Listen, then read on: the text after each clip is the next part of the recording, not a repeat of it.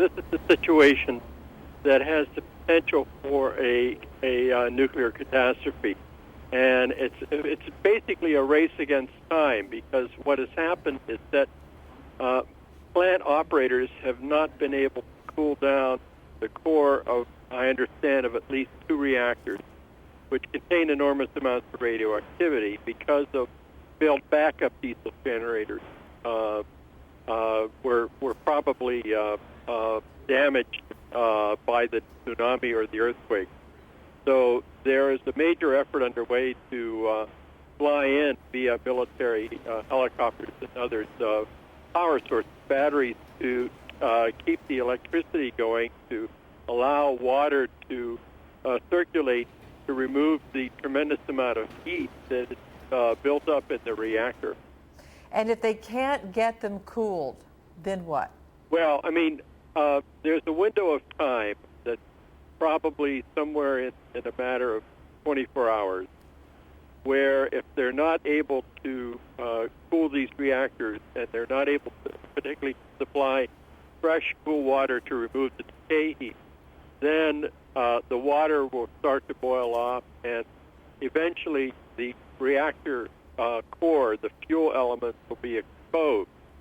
And when that happens, then the temperatures start to build, and then in a matter of several hours, you can start to have the reactor experience a meltdown, and other things could happen with these very high temperatures that could be as high as 5,000 degrees Fahrenheit.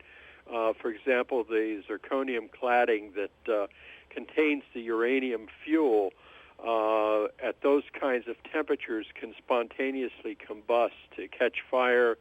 The interaction with the zirconium and the radiation in the water could generate hydrogen, and you might have fires and explosions. We really don't know what will happen if the core is exposed, but these are some of the issues that we have to be concerned about. Right. And my last question to you, sir, in regards to remembrances of Chernobyl and to 3 Mile Island, worst case scenario of what you just described, what could that part of the world see if something like that happened?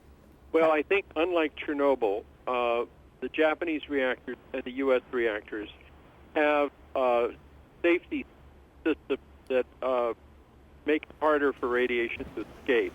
The primary one is what they call the secondary containment, or the reactor, the concrete structure that's over the reactor vessel.